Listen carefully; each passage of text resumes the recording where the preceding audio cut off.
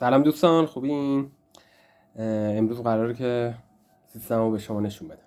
خب ببینید، من یک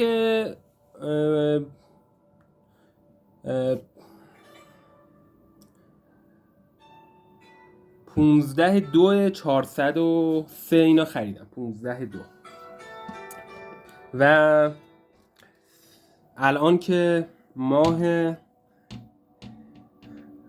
اواسط ماه 12/403 هستیم.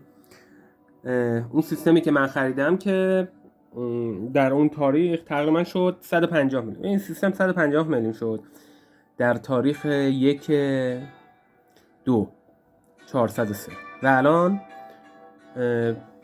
تاریخ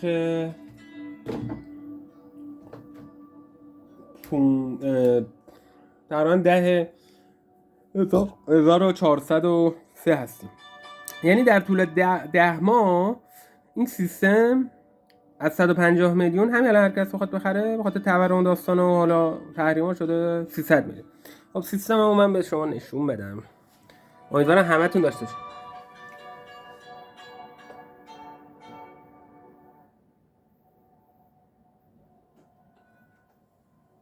این سیستم اطلاعاتش رو بهتون بگم. 2 تا رم 32 داره که 64 گیگه که رینبو میشه. من رو سفید گذاشتم که قشنگ پیدا شه. حالا آخر ویدیو اون حالت رینبوش رو براتون فعال می‌کنم. کارت ایکس RTX 4080 سوپر زوتک اوسی نه معمولی 16 گیگ کافیه. سی پی یوش هم که کورای 7 14700 KF هست.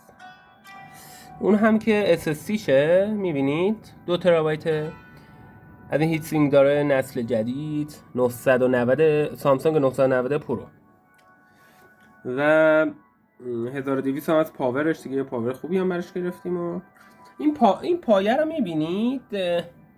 این پایه رو کسی که بعد گفت نمیخواد بزنی ولی من زدم. اینم که داخل کیسه و خدمت شما عرض کنم که قسمت واتر کولینگش.